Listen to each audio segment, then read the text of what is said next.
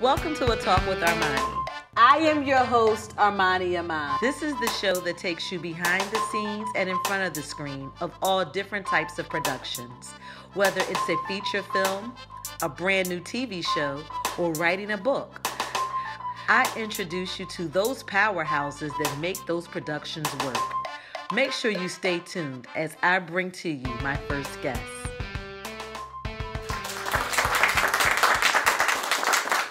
Welcome back to A Talk with Armani. So there's so many different bestsellers and action-packed books and romances and dramas, but it's not very often that I get a chance to sit down with a very beautiful and talented author who tells it like it is in her bestseller. Please help me welcome Ocain. Thank you. So, you got a book. Yes, I do. You started writing. You said I had a story to tell. Absolutely. What inspired you to do it? Pretty much, I felt that there was a gap in the industry. Okay. I saw where individuals were looking for the product. What's the best product to put on the hair? Okay. And then two, not truly understanding the importance of ingredients and whatnot. Okay, so you got a copy of it. Let me look Yes, at it. I do. Okay. Oh, 7 love languages of hair. So we've got 7 love languages of hair. And I know my hair at times hates my guts. But okay. Because we take it for granted. Absolutely, absolutely, we do. And so I incorporated my story as well. Okay. I saw where I went through a tragedy and just basically masked that with wearing hair weave. Okay, okay. And so I had to have a surgery. Okay. And when it came time for me to take it off, I was like, no. I was not comfortable. Okay. I had been wearing it for 13 years now. Wow. Even my husband had seen my hair. Are you serious? No one, not other stylists, no one, but pretty much wore that as a mask, you know. Okay. And so, you know, worked in corporate America where, you know, you leave everything at the door and you pretty much, you put this mask on, you go in and you do a job. And that's how I basically got through the trauma. And so when I came out of that, basically being healed from that, I started my journey of, okay, let me start taking care of my hair. The same way that I take care of my clients' hair, but let me start taking care of my hair. So through research and some other things, I came up with the 7 things that the hair ultimately loves for hair growth. And, you know, I'm reading the back of your book, and it says, Ocain wrote 7 love languages of hair, a fascinating account of her addiction to hair weave. So you're addicted to it now? Well, I've overcome that now. Okay. I'm going to get rid of it. Okay. I'm going to get rid of it, but I'm not wearing that mask. Okay. You know, I could take it off, you know, and would be totally okay with it, you know. So the visions of what caused me to be behind that mask no longer haunts me. Let me say it like that. Okay. So you said you went through a tragedy and to the point where you felt as though, because I know a lot of times when it comes to any part of cosmetology, regardless if it's excessive makeup, you know, we've got the ladies that like to wear the long eyelashes, you know, they feel as though that's enhancing the way they look. They feel as though that's part of their beauty now. Absolutely. You know, I've actually heard people say, oh my God, I can't go outside without my face. Well, where's your head at? Where's your face? What you mean? Because you have your face on. What you talking about? You know, but they're talking about makeup and not just, you know, a little lip gloss, a little eyeliner. It's like, I mean, it's full makeup. Absolutely. I mean, it's like beaten and powder and pancakes and all kinds of stuff that they putting on here. This whole batter that they need, this armor that they need to go. Absolutely. And we'll sleep in like that as well. Yeah. Go to sleep like that as well. Yeah, and I heard that, you know, that this young lady told me that, no, I go to bed with a full face. A what? Well, what are your sheets made of, ma'am? Because anything, cotton gonna pick that up. Exactly. So, but I think that what we're using it as, and what a lot of people use it as, is a armor, like I said earlier, or, you know, like you said, it's a mask, it's a protection, because maybe we don't like that imperfection in our skin, or maybe we don't like the fact that our face is fuller and our hair is shorter and we feel like we need it to be longer. I think that once we all get to the point of it's just an accessory, that's when it becomes healthy. Exactly. You know, exactly. Yeah, because the dependence upon it, like if you can't go to the 7-Eleven without having a full head of weave and a whole bunch of makeup, then there's something wrong. Exactly. Or, you know, if you can't take it off in front of your family and your kids, your hair and whatnot, it does not make you.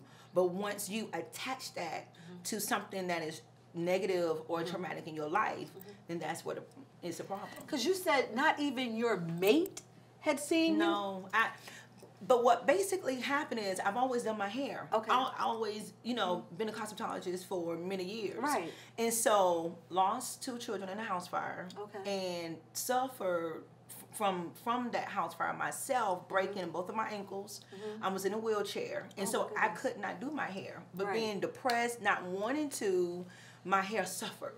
And so one day looked in the mirror and said, okay, I have to come out of this. And my, resort to that was, okay, let me do my hair. Right.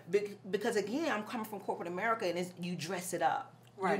You dress it up, Right. leave it at the door. And so that's pretty much what I did. Right. Went to the beauty supply store, came home, did my hair, looked in the mirror, and liked what I saw. It felt good. For a long time, after suffering through depression, I felt good. And so, my husband, came home and, oh my God, you look beautiful. I was feeling stronger. And I stayed there. I stayed at that place. And so not taking it off, not taking care of my hair, it suffered. Right, absolutely. So whenever I did, I found myself hiding, doing my hair. Of course, at late at night when no one was up. At the salon when everyone was gone, locking my door. And so because when I took it off, I saw the brokenness.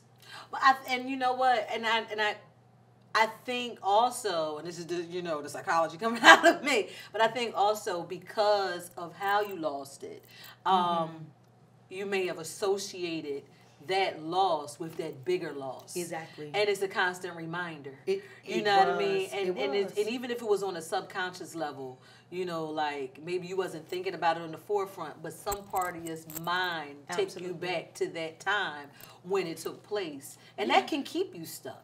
Exactly. I mean, that's a great tragedy. Children, that's a great tragedy. Absolutely. And I'm in the mirror, I'm facing that. Right. So that's exactly what I saw. Absolutely. Well, we're going to talk a little bit more about your book and about what you got going on today when we come right back. Okay? Absolutely. We'll be back in a few seconds. You're watching A Talk with Armani. Welcome back to A Talk with Armani. So I'm sitting here with Miss Morale, Ocain, and she is telling us about her experiences and her travels that led her to write her book, The 7 Love Languages of Hair. So yeah, I think that when we think about the tragedy and then what was to come, that probably was your healing process that helped you heal. Oh, absolutely. Yeah, I could imagine. I mean, I can't imagine going through that, but having something else to focus on. Oh, absolutely. Doing hair became that, But again, just seeing the gaps in the industry, it totally led me to a cause. Okay. And so I walked into that cause, wanting to educate consumers on all things hair. Absolutely. Okay, all righty. So you've been doing hair for how long? For over 15 years. Wow. Basically, really coming from the womb doing hair, really. Okay. But, I was working in corporate America, working for Lucent Technologies, was comfortable in where I was at. But then when that tragedy happened, I said, okay, God, it was like I was picked up from my former life and placed into a different life. And so I said, okay, what do I want to do to where, one, I have more control, because I had other kids to raise. So where I have more control of my time, to put more time into them, and then where, I can settle and just love life. Okay. And so went ahead and started my path as a cosmetologist. Absolutely. And then you, of course, and your name, Morale, like that's wonderful because again, I would just be speaking it. Morale, I got to boost my morale. Come on, Morale, you can do this, Morale. You understand what I'm saying? Because it was like you already had it built inside of you that you should be able to pick yourself up and just try to dust yourself off. It was going to take baby steps. But come on, Morale, you can do it. Get your morale together. Let's come on, let's keep it moving. Exactly. We can't stay here, and it's sad, but at the same time, we know that God has a purpose for all different types of things. So what's going on with you? What's next? Tell me what's happening. So basically, I'm doing a weekly show called The Hair Debate. Oh. Where we educate consumers on all things hair. Okay. And again, we have the book, but the book pretty much kind of starts right at the tragedy, right, you know, me being at the doctor, at the a dermatologist's office, coming out in front of my husband and whatnot, and then I go into the 7 things that the hair needs for optimal growth.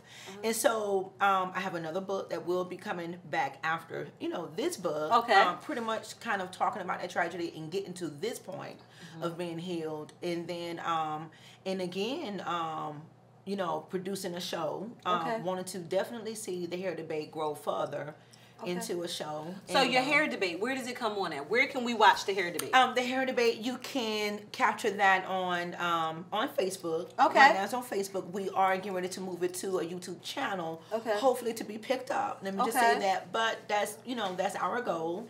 And it's on the hair debates page on Facebook. Okay. Now tell me what's the format of the show, because we talking about hair. So do you got somebody's like natural versus processed? Is it like, tell me, what is the format? What's going on? So we have fighting, like what's happening? Well, we have 4 different segments, you know, trying to keep it positive, you know. So we have a it's called What's Up Doc, our, you know, first segment of the month.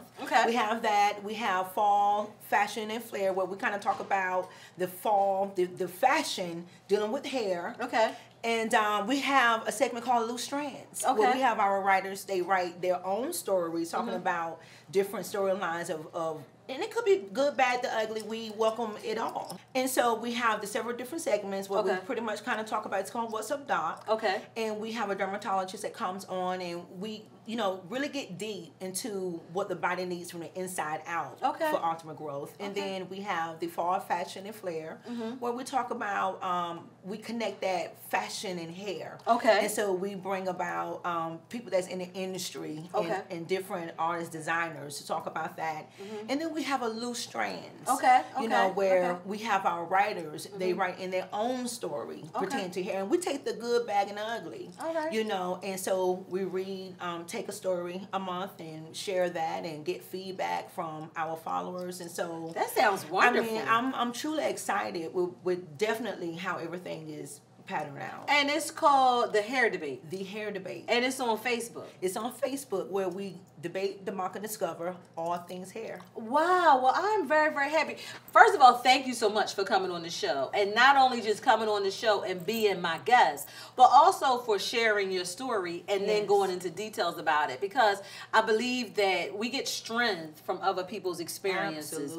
And knowing that it can take little things that can help us overcome some of the most traumatic things. And I'm sure that when you were going through things, you know, when you were going through your way and was talking about your hair, people was like, she worried about her hair after she done lost this, and after she done been through that, this what this lady worried about? But it was what you needed. That was your vehicle to jump in and ride past it all. So I thank you so much for coming on and sharing that. And we want to follow you and be supporters of you. What is your social media? How can we continue to be part of your morale? Well, thank you. Definitely follow us. Again, we're on Instagram, at The Hair Debate, as well as on Facebook at The Hair Debate. So it is Instagram, The Hair Debate, Facebook, The Hair Debate, Google, The Hair Debate. Go on, and we're going to do on YouTube soon on The Hair Debate. And when you go to www.talkwitharmani.com, you will also see a link that says The Hair Debate, and it'll bring you right back to the great hair debate. Absolutely. But then also, too, you can visit us. We're online at morelallthingshair.media. Okay. All righty. So we actually have clips of The Hair Debate, right? Okay, fabulous. So we're going to show you some clips of The Hair Debate, exactly what she's talking about, and what all the fuss is about. Check it out.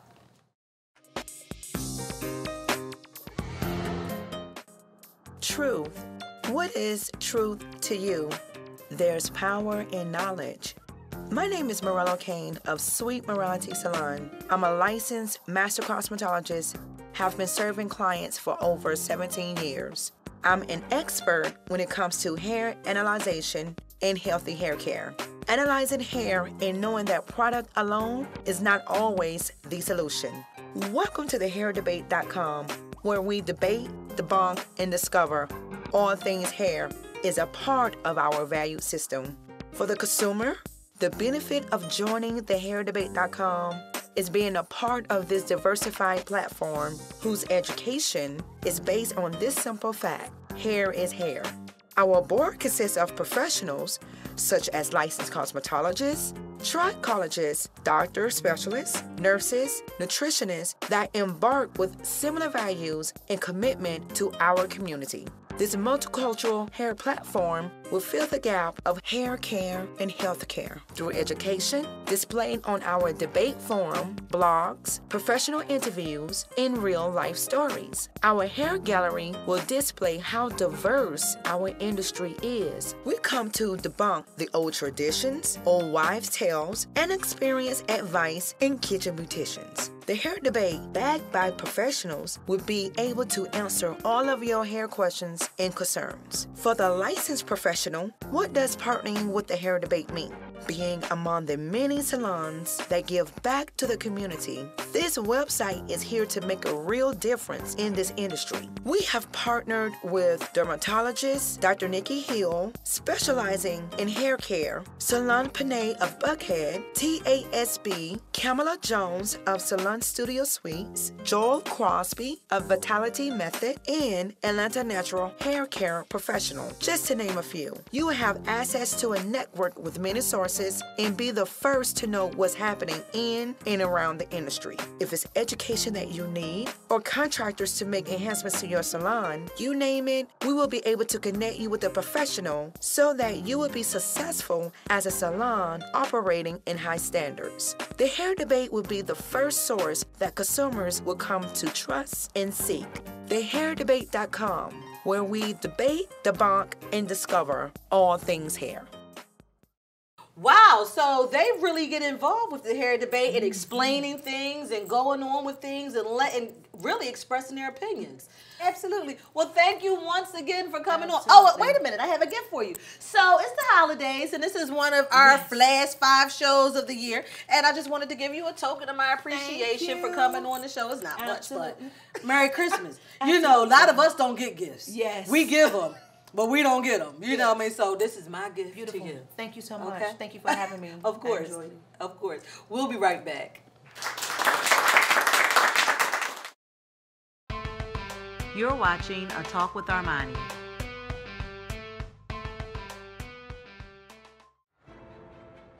In her debut book, 7 Love Languages of Hair, Morale Ocain shares how through a tragedy, she became addicted to hair weave. So much so that her husband didn't see her hair for 13 years. Overcoming the addiction and now healed, the author opens up and shares what she hopes to be many helpful lessons that her painful experiences have taught her. The owner and master stylist at Morale All Things Hair Salon outside of Atlanta, Georgia, her guiding philosophy is that healthy hair is obtained and maintained from the inside out. Her book is a great resource for the novice and hair care professional alike. 7 Love Languages of Hair by Morale Ocain. Available now.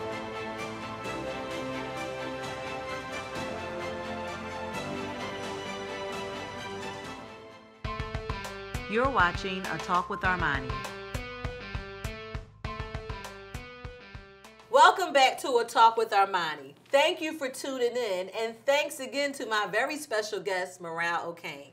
Make sure you Google her, go on Facebook, go on Instagram to The Hair Debate, and if you still can't find it, go to my website, www.talkwitharmani.com, and look for her book. It might be able to answer some questions that you've been meaning to find the answer to. Until next time, stay safe.